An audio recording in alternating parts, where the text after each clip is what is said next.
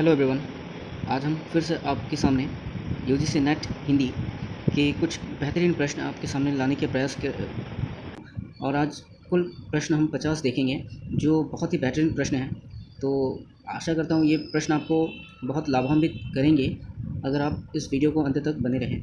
तो चलिए शुरू करते हैं। देखिए प्रश्न नंबर 1 कि द्विवेदी युग में भारतेंदु प्रज्ञेंदु की उपाधि किस कवि को मिली थी। तो द्विवेदी युग में भारतेंदु प्रज्ञेंदु की उपाधि किस कवि को मिली थी। तो वो मिली थी आपके option number A Nathuram Sharma Shankar ji को। उसके बाद देखिए क्वेश्चन नंबर 2 किस कवि को राष्ट्रकवि की उपाधि दी जाती है। तो हम सभी को ज्ञात है कि मैथिलीशरण गुप्त जी को राष्ट्रकवि की उपाधि दी गई है। उसके बाद क्वेश्चन नंबर 3 देखिए रहे हैं। उसके बाद क्वेश्चन नंबर 6 देखें तो मैथिलीशरण गुप्त को किस रचना के आधार पर राष्ट्रकवि की उपाधि मैथिलीशरण क्वेश्चन नंबर 3 को देखें तो मैथिलीशरण गुप्त को किस रचना के आधार पर राष्ट्रकवि की उपाधि दी गई थी। तो वो थी आपकी भारत भारती के आधार पर। प्रिय प्रकाश काव्य का प्रकाशन वर्ष कौन सा है। प्रिय प्रकाश काव्य का प्रकाशन वर्ष कौन सा है। तो चलिए ऑप्शन देख लेते हैं एक बार। प्रिय प्रकाश काव्य का प्रकाशन वर्ष है आपका 1914। उसके बाद प्रश्न नंबर 5 को देखें तो आचार्य शुक्ल ने खड़ी बोली की प्रथम रचना किसे माना है। आचार्य शुक्ल ने खड़ी बोली की प्रथम रचना किसे माना है। तो वो है एकांतवासी योगी। उसके बाद प्रश्न नंबर 6 अगर देखें तो नकुल महाकाव्य के रचनाकार कौन है। नकुल महाकाव्य के रचनाकार हैं आपके सियाराम शरण गुप्त। तो अधिकार खोकर बैठे रहना यह महादुष्कर्म है, ये पंक्ति किसकी है। तो ये पंक्ति है आपकी भारत भारती से मैथिलीशरण गुप्त जी की। मैथिलीशरण गुप्त की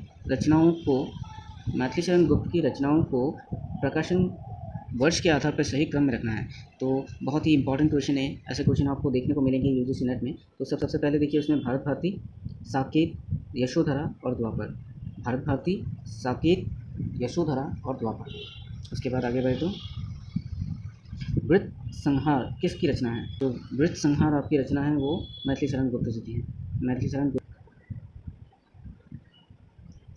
मैथिलीशरण गुप्त के रहस्यवादी गीतों का संयोजन किस कृति में किया गया है। तो झंकार में किया गया था। वेणु लो गूंजे धरा के रचयिता कौन है। तो माखनलाल चतुर्वेदी जी। बड़ी धूम से तेसो आए लड़के लाड़ी साथ लगाए पंक्ति के रचयिता कौन है। तो पंक्ति के रचयिता जो है वो है आपके बाल मुकुंद गुप्त। बड़ी धूम से तेसो आए लड़के लाड़ी साथ लगाए पंक्ति के रचयिता हैं बाल मुकुंद गुप्त जी। मेरे चपल यौवन बाल अचल अंचल में पंगा सो मचल कर मत साल के रचयिता हैं। इन पंक्तियों के रचयिता हैं मैथिलीशरण गुप्त। उसके बाद जगत है सच्चा तनिक न कच्चा समझो बच्चा इसका भेद, ये पंक्ति के रचयिता कौन है। तो ये पंक्ति के रचयिता हैं श्रीधर पाठक। उसके बाद मैथिलीशरण गुप्त किस छंद का प्रयोग अधिक करते थे। तो बहुत इजी क्वेश्चन है ये। तो मैथिलीशरण गुप्त जी जो हैं वो हरिगीति का छंद का अधिक से अधिक प्रयोग करते हुए देखे जाते हैं। उस महाकाव्य का नाम बताइए जिसमें राधा कृष्ण का युगानुरूप परिवर्तन कर दिया। तो उस महाकाव्य का नाम बताना है। तो वो है आपका प्रिय प्रकाश खड़ी बोली का पहला महाकाव्य। उसके बाद मैथिलीशरण गुप्त के गुरु कौन थे। मैथिलीशरण गुप्त के गुरु कौन थे। तो हम सबको पता है महावीर प्रसाद द्विवेदी जी। धरती हिलाकर नींद भगा दे वज्रनाथ से व्योम जगा दे पंक्तियों के रचयिता कौन है। तो पंक्तियों के रचयिता हैं नाथुराम शर्मा शंकर। उसके बाद देखिए क्वेश्चन नंबर 20 कानन कुसुम के रचयिता हैं। तो कानन कुसुम के रचयिता कौन है। मुकुटधर पांडे। प्लासी का युद्ध किसके रचयिता हैं। रचनाकार कौन है। प्लासी के युद्ध के रचनाकार कौन है।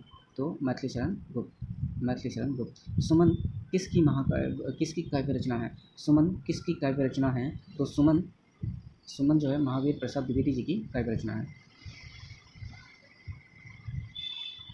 अनुराग रत्न के रचनाकार कौन है।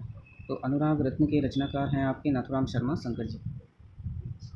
24 कृषक क्रंदन किसकी कृति है।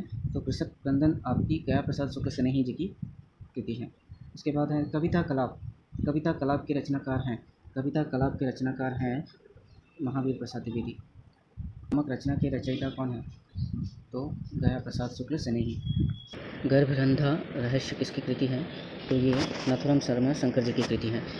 उसके बाद काव्य मंजूषा किसकी रचना है? काव्य मंजूषा किसकी रचना है? तो महावीर प्रसाद द्विवेदी जी की रचना है। पद्य पुष्पांजलि के रचनाकार हैं? पद्य पुष्पांजलि के रचनाकार हैं तो लोचन प्रसाद पांडे जी।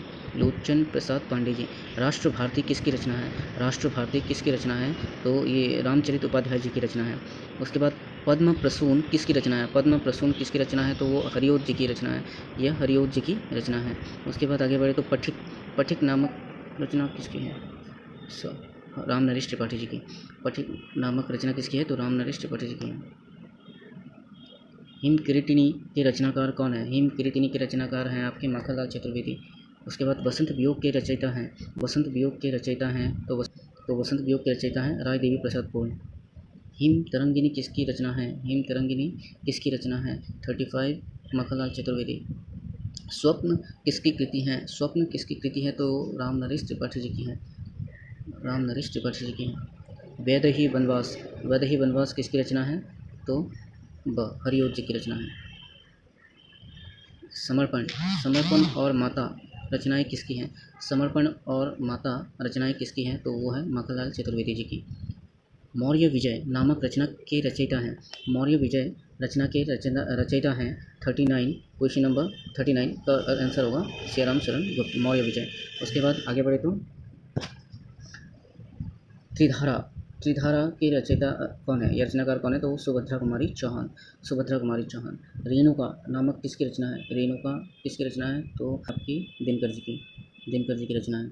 उसके बाद है आपके महावीर प्रसाद द्विवेदी किस छद्म नाम से अपनी रचनाएं सरस्वती में छापते थे? तो भुजंग भूषण भट्टाचार्य। भुजंग भूषण भट्टाचार्य। तो ये महावीर प्रसाद द्विवेदी किस छद्म नाम से अपनी रचनाओं सरस्वती में छापते थे? तो भुजंग भूषण भट्टाचार्य। कुरुक्षेत्र किसकी रचना है? तो बहुत फेमस रचना है ये रामधारी सिंह दिनकर जी की। ओंकार नामक रचना के रचयिता कौन है? तो वो भी रामधारी सिंह दिनकर जी के हैं। रश्मि रेखा किसकी रचना है?